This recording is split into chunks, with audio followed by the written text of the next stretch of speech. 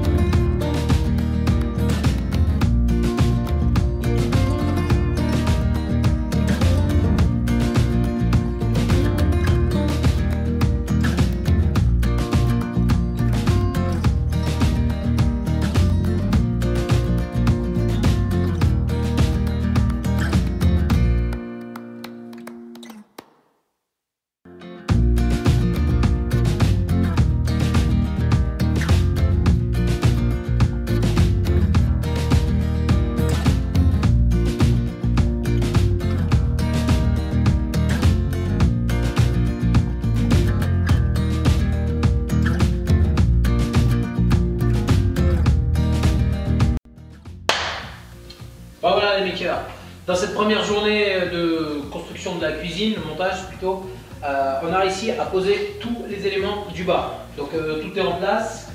J'ai également posé, donc, vous venez de le voir, les façades et les tiroirs. Donc ça, tout ça c'est terminé. Au fond, on a le meuble d'angle, comme ça avec le rangement intégré. Pareil, la façade est posée. Et ce petit meuble là, avec les paniers, en rangement coulissant, la façade est posée. Seulement, à l'heure où je vous parle, j'ai pas encore les charnières pour les deux portes du meuble sous l'évier. Donc ça, on verra plus tard. Aujourd'hui, deuxième journée de montage de la cuisine, on va s'attaquer aux éléments hauts. Donc on va déjà tous les monter et ensuite on verra si on les pose tout de suite au mur ou si ce sera plus tard. Voilà, allez, au boulot.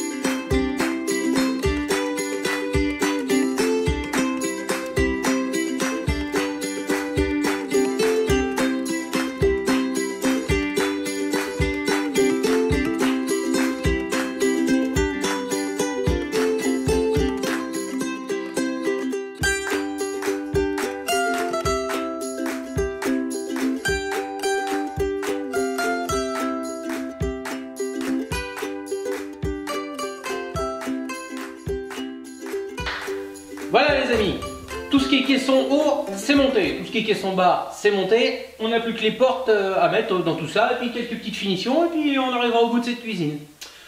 Une chose, avant que vous me le fassiez remarquer ou que vous me le notiez en commentaire, non, je n'ai pas mis de cheville molly dans mon placo pour fixer mes meubles. Pourquoi? Eh bien, souvenez-vous, à l'époque où j'ai plaqué cette cloison, derrière mon placo, entre mes rails, j'ai glissé des plaques d'OSB de 18 mm. Donc ce qui fait que vous avez l'OSB, le placo par-dessus et les chevilles qui viennent traverser, enfin pas les chevilles, les vis qui viennent traverser le placo et qui viennent se prendre dans l'OSB derrière. Et je vous garantis que c'est super solide. En plus, j'ai utilisé ce genre de vis là. Donc en fait c'est des vis pentures. Voilà. Des vis comme ça, voilà, donc c'est des grosses vis à bois en fait. Donc là, je vous garantis que ça tient vachement bien dans l'OSB. Donc ça permet déjà de ne pas avoir de cheville molly à mettre. Et du coup, ça répartit mieux la charge des meubles qui tirent comme ça, quoi. Au lieu que ça tire juste sur les chevilles, donc qui prennent finalement sur pas très grand dans le placo, ça tire sur toute la plaque qui est derrière. Du coup, le poids est beaucoup mieux réparti. Voilà, et bien écoutez, maintenant on s'attaque à la pose de toutes ces portes, et puis j'ai hâte de voir le résultat final. Allez!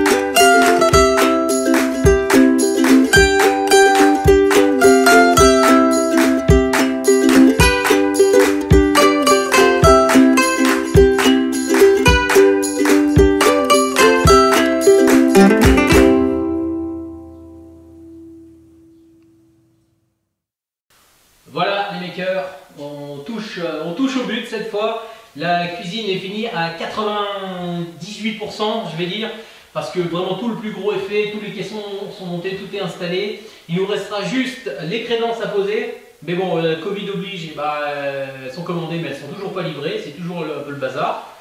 Il nous restera les lumières à mettre dessous. Il nous restera, vous l'avez vu sur les images que je vous ai fait juste avant, un petit fileur à poser le long du four, histoire de boucher ce trou tout vilain. Et puis finir d'installer la hotte, quoi. Et puis ça sera terminé pour cette cuisine. Je suis particulièrement content du résultat parce que si vous vous rappelez bien, je vous avais posté, ceux qui suivent le compte Instagram, d'ailleurs je vous invite à me rejoindre sur Instagram, vous avez posté le plan de la cuisine que j'avais en tête et vous verrez, je vous les remettrai les deux photos là et là, que entre ce que j'avais en tête et ce que j'ai derrière moi, finalement on a très peu d'écart, donc je suis très content là-dessus. Voilà. Bon, parlons un petit peu de cette cuisine. Donc je vous l'ai dit en début de vidéo, pour tout ce que vous voyez derrière moi, les cuisinistes ils demandaient autour de 6000 balles. Voilà. Nous, c'est le coût de cet épisode aujourd'hui. Cette cuisine, elle nous a coûté 2500 €. En comptant tout, à savoir les caissons, les façades, les tiroirs, les kits tiroirs, l'électroménager, donc le four, la plaque, la hotte, l'évier, la robinetterie. Les crédences, donc je vous les compte dessus même si elles ne sont pas posées. Les crédences, qu'est-ce que j'oublie encore? Les lumières, les LED. Et on a pris la quincaillerie d'ameublement. Donc tout ce qui est charnière, coulisses de tiroirs, tout ça, je les ai pris à part. Parce que bon, la cuisine, je l'ai pris à Brico Dépôt. Hein, c'est pour ça que d'ailleurs on arrive à un coût si faible par rapport à des cuisinistes. Donc oui, je vous disais, les charnières, je ne les ai pas pris là-bas parce que bon, c'est vraiment du truc standard, bas de gamme. Même s'ils ont un système amorti, je le trouve pas top. Donc j'ai commandé des charnières chez Foussier Quincaillerie. Avec, on a pris quelque chose de vraiment haut de gamme. On a pris de la marque Bloom, je ne sais pas si vous connaissez, mais vraiment ça c'est top. Et il n'y a qu'à voir, hein, regardez les portes, hein, hop, ça se ferme. C'est vraiment amorti.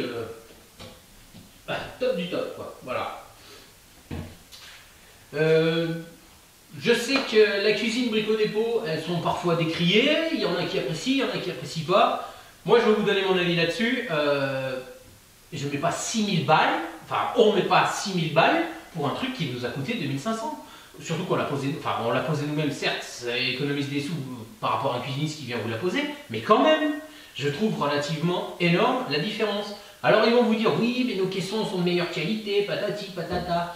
Les caissons, là, une fois qu'ils sont montés, qu'ils sont assemblés, tous ensemble, fixés au mur, que les plans de travail sont dessus, vous pouvez monter et danser dessus, hein, ça ne bougera pas. Hein. Il n'y a pas de souci là-dessus. Après, on peut discuter de la qualité des façades. Là, j'ai pas de retour, donc on verra à l'usage dans le temps. Mais bon, pour moi, franchement, elles semblent vraiment de bonne qualité. Et vraiment ce qui fait la qualité pour moi d'une cuisine, c'est ce que je vous disais, c'est la quincaillerie d'ameublement. C'est pour ça qu'on a pris vraiment quelque chose de gamme, donc que j'ai commandé sur internet. Voilà, donc on va bientôt pouvoir cuisiner et se servir de ce bar. Écoutez les amis, j'espère que cette petite vidéo vous aura plu. Si c'est le cas, je vous invite à la liker, je vous invite à commenter, si vous avez des questions à les poser. Je vous invite également à vous abonner parce que je vous rappelle que dès qu'on arrive à 4000 abonnés, on ouvre une boutique Cereal Maker avec plein de divers petits produits. La prochaine fois qu'on se retrouve en vidéo, je ne sais pas encore exactement ce qu'on fera, mais on a plein de petites choses à faire maintenant à droite à gauche. On aura notamment donc les crédences à poser, fignoler la cuisine, le poêle à bois à faire et le tableau électrique à monter. Voilà le programme pour les semaines à venir.